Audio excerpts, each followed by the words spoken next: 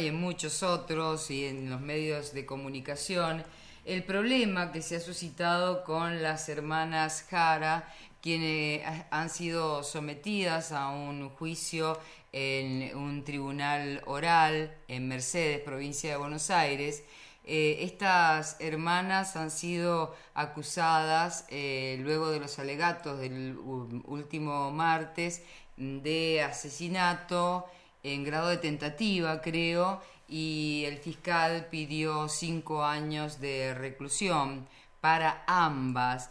Nosotros queríamos tener la opinión de una persona que es especialista y le agradecemos muchísimo que nos atienda. Se trata de la doctora Diana Mafía, que es directora del recientemente creado Observatorio de Género, que depende del Consejo de la Magistratura del Poder Judicial de la Ciudad de Buenos Aires. ¿Cómo le va, doctora Diana Mafía? Buenos días. ¿Qué tal? Buen día, ¿cómo están?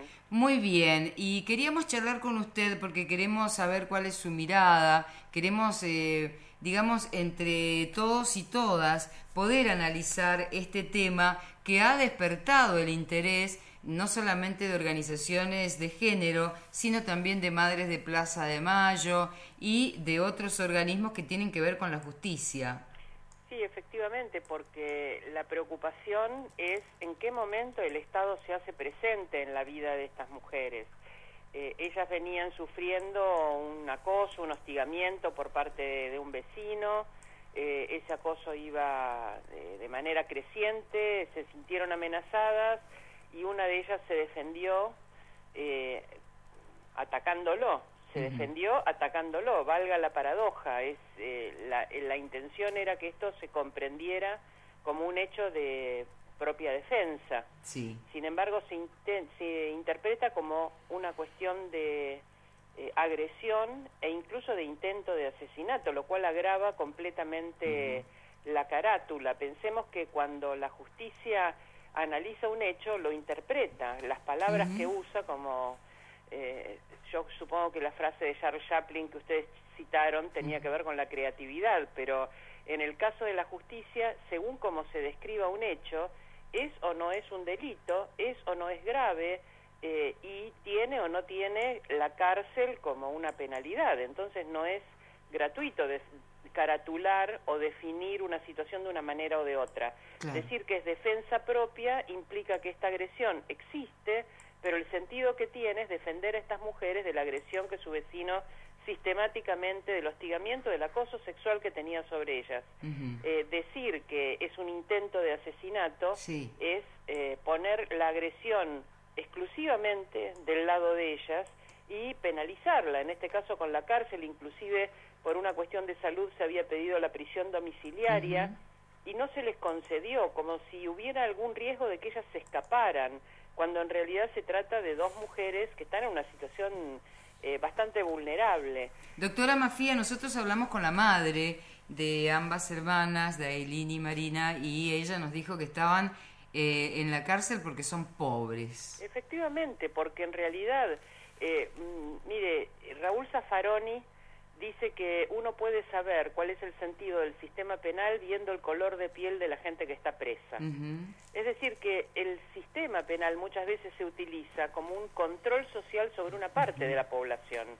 Si usted analiza que los delitos de corrupción del poder, los delitos de corrupción de la política, tardan entre 14 y 20 años en ser juzgados, y en general se dejan vencer los plazos de manera que simplemente se vuelvan abstractos o son sobreseídos en situaciones que son de una obviedad para toda la población, y sin embargo la justicia busca año tras año las argucias para que las personas queden liberadas de cualquier tipo de responsabilidad cuando tienen poder. Entonces, analizar la corrupción del poder de un lado y este tipo de situaciones por otro, de extrema vulnerabilidad, sobre todo en el caso en que el Estado no defendió a estas mujeres de la agresión sistemática de este vecino, sino que solo se hace presente para reprimirlas en el momento en que ellas reaccionan ante esta agresión. Entonces, realmente yo creo que hay muchas veces por parte de la justicia una penalización de la pobreza, en el sentido de que el tipo de defensa, de hecho lo que pasó con las hermanas Jara, es que la primera defensora que tuvieron no las defendió, sencillamente. Se les pone una defensa oficial que procede con displicencia o procede incluso con prejuicios en contra de las víctimas, con lo cual en realidad hubo que cambiar esa defensa y volver a hacer todo un proceso de redescripción de esta situación, y está la cuestión de cómo se producen las pruebas. Se han citado testigos, y porque la víctima, este hombre que era el acosador en realidad, pero que resulta ser la víctima de la violencia de la reactiva de una de las hermanas, pretende que él tenía una relación con ambas, que tenía una sistemática relación consentida con ambas, y que habría una situación de celos o una cosa por el estilo. Es decir, plantea esto que muchas veces en los medios aparece como reacciones de tipo pasional, ¿no? Y lo plantea a su favor. En realidad no hay ningún testimonio, incluso los que él mismo puso, que muestre que había una relación con estas hermanas previa a esta situación. Era un hostigamiento y un acoso unilateral de parte de él, no había ningún tipo de relación consentida que pueda dar un escenario en el cual este hostigamiento sexual no tenga que ser considerado en contra. Y bueno, lo que está ocurriendo es que la justicia no está considerando esta violencia previa, sino solamente la violencia de la reacción, y por lo tanto no habla de la defensa propia, que significa algo que nadie va a negar. Una de ellas le clavó un cuchillo a este hombre. Esto es lo que ocurrió. Ahora, el sentido de lo que ocurrió. Claro.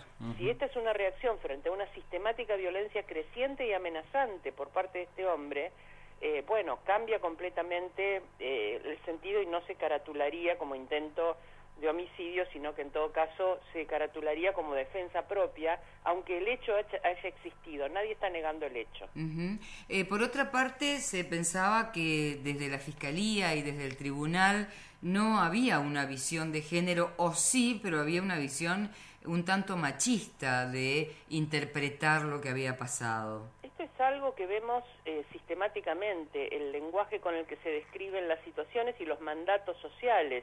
Las mujeres se tienen que quedar calladas, tienen que estar en su casa y tienen que soportar todo en función de la familia. Esto es un poco las presunciones, y se tienen que dedicar a tareas de cuidado, tanto con sus hijos como con sus parejas.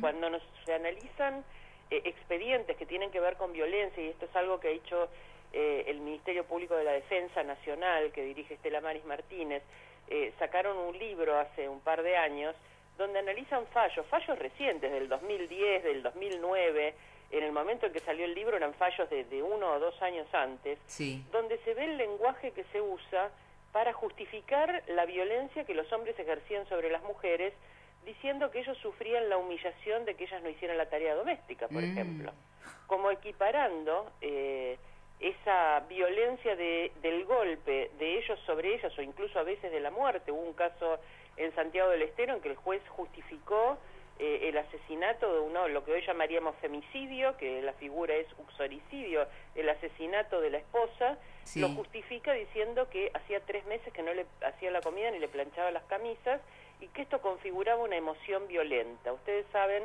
porque trabajan la cuestión del lenguaje y la cuestión de cómo se plantean este tipo de cosas, que la idea de una emoción violenta cuando hay un femicidio, cuando hay un crimen planificado, pensado, donde el hombre va con las armas dispuestas para atacarla y matarla, eso no es un estado de emoción violenta. No es que en un enajenamiento, en una enajenación toma lo que tiene al lado, sino que todo esto se planifica de una manera que muestra que en realidad el femicidio tiene un sentido, que es el acto posesivo sobre esa mujer, el no soportar que ella lo abandone, etcétera. Sí, como si fuera una propiedad propia. Exactamente, la idea de propiedad, que es una idea previa al surgimiento de la ciudadanía, la idea de que el amo posee el esclavo, el hombre posee a la mujer y los adultos poseen a los niños.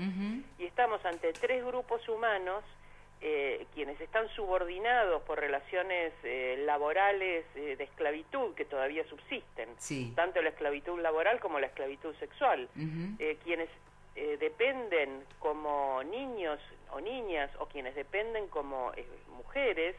Muchas veces ese tipo de posesión es una posesión como la de la esclavitud.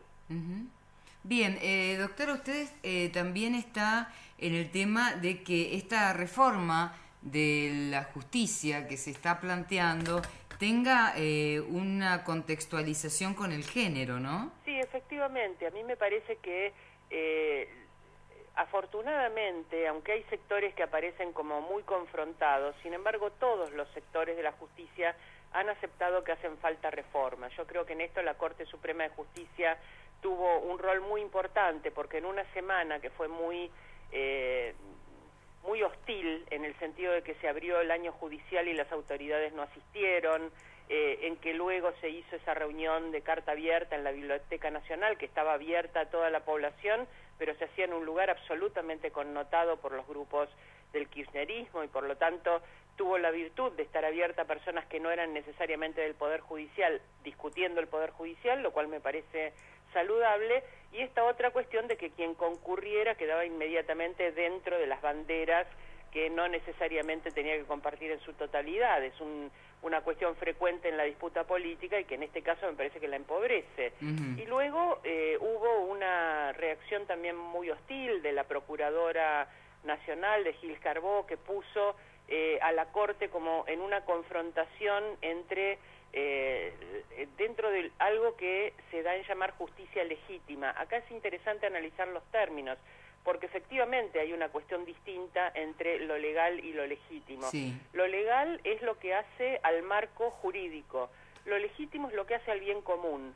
Entonces tenemos 4 combinaciones posibles. Lo ideal es que las cosas, las acciones sean legales y legítimas, es decir, que a la vez estén en el marco legal y hagan el bien común. Hay acciones que serán ilegales e ilegítimas, como robar, y hay acciones que pueden ser legales, pero no legítimas.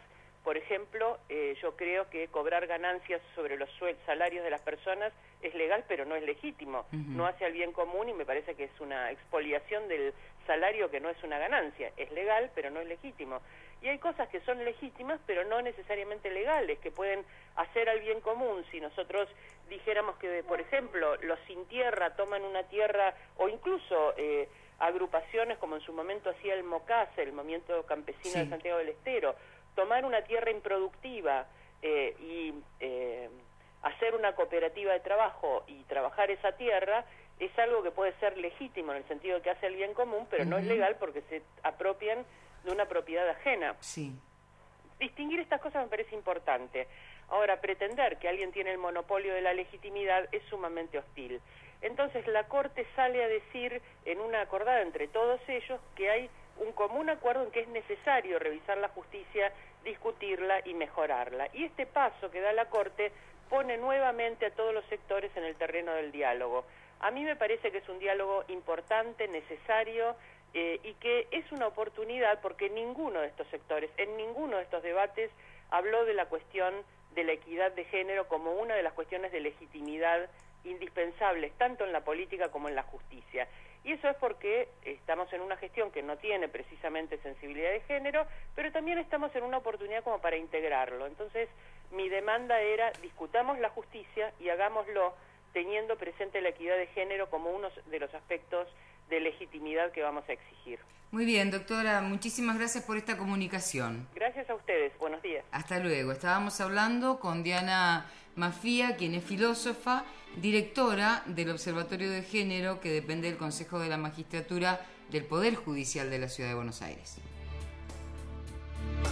Del otro lado de la reja está la realidad. De este lado de la reja también